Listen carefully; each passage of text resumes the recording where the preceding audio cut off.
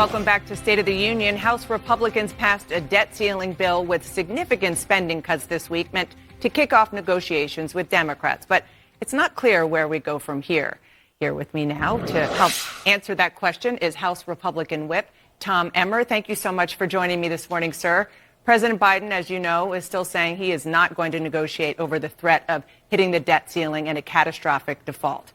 He does say he is willing to negotiate separately over spending cuts in the nation's budget.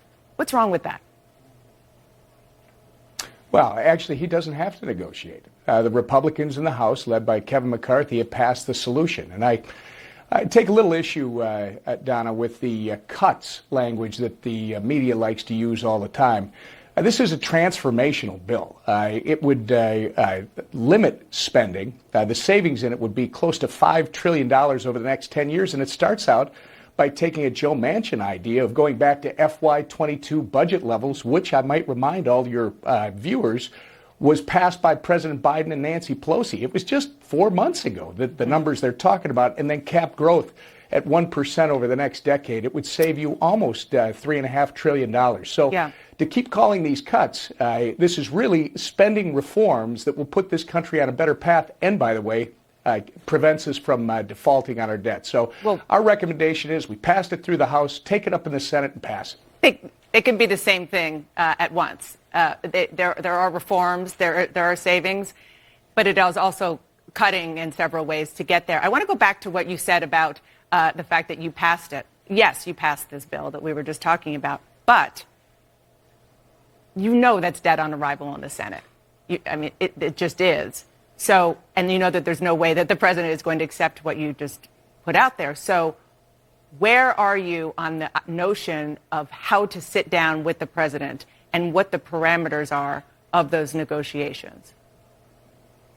Well, first off, the White House, since this Congress began, has had no ideas whatsoever, except jacking up taxes and spending even more money for a country that is in trouble financially. We got to get this right, Dana. And the Senate, the Schumer Senate, they have no ideas either. It's just repeated rhetoric. So to say that it's dead on arrival in the Senate when you've got even Joe Manchin suggesting support for this type of approach, I think that's not exactly accurate. We've got a debt ceiling, a debt issue that's going to arise, I guess now in July, is what the Treasury's saying. If they are refusing to provide any ideas, and I guess I'd put it this way, Dana, to answer your question, we've passed it.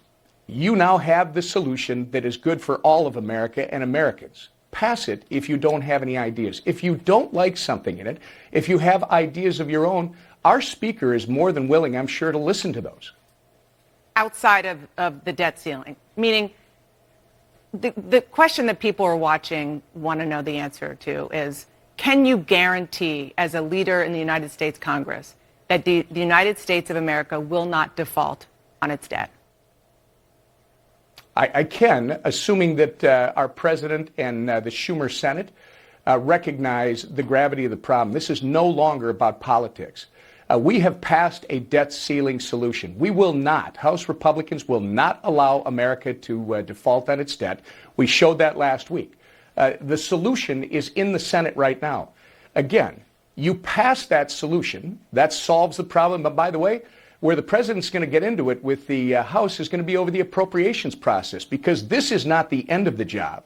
We're moving into appropriation seasons. We've got some major bills to pass, and we've got to be looking at all the spending across this entire government. This is just one piece. And I might remind everybody, Donna, that in the last 30 years, the only real significant spending reforms that have been negotiated by Democrats and Republicans came out of debt ceiling negotiations. President Biden himself said that this was what you have to do back in 2011. Nancy Pelosi said in 2019, you can't do a no strings attached deal.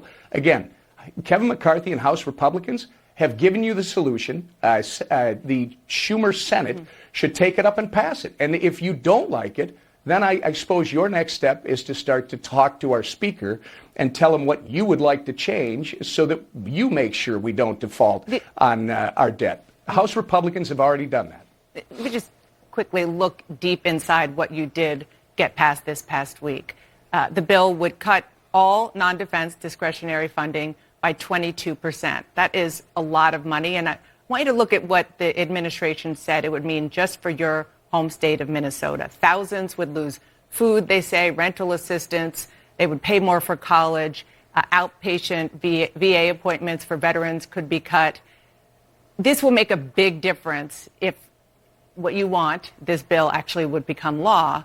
Big difference in the lives of Americans, especially those living paycheck to paycheck. What do you say to them?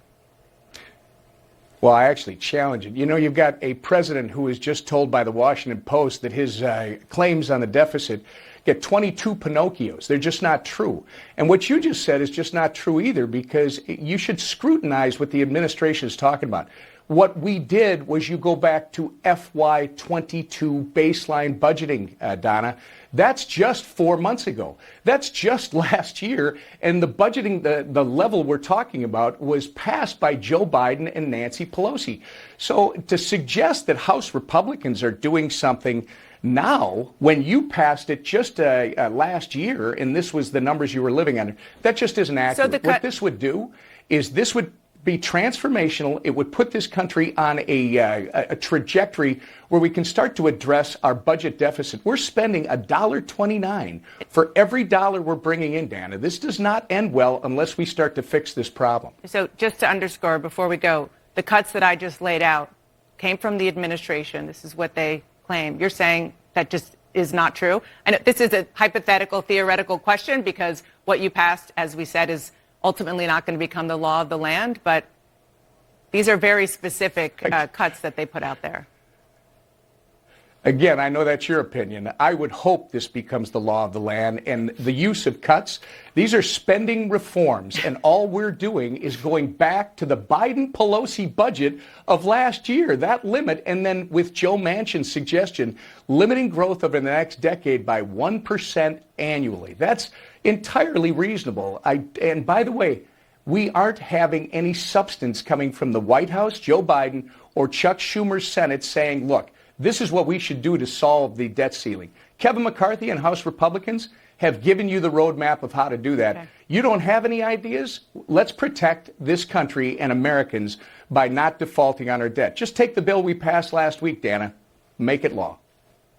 Thank you so much. Appreciate your time. Thank you.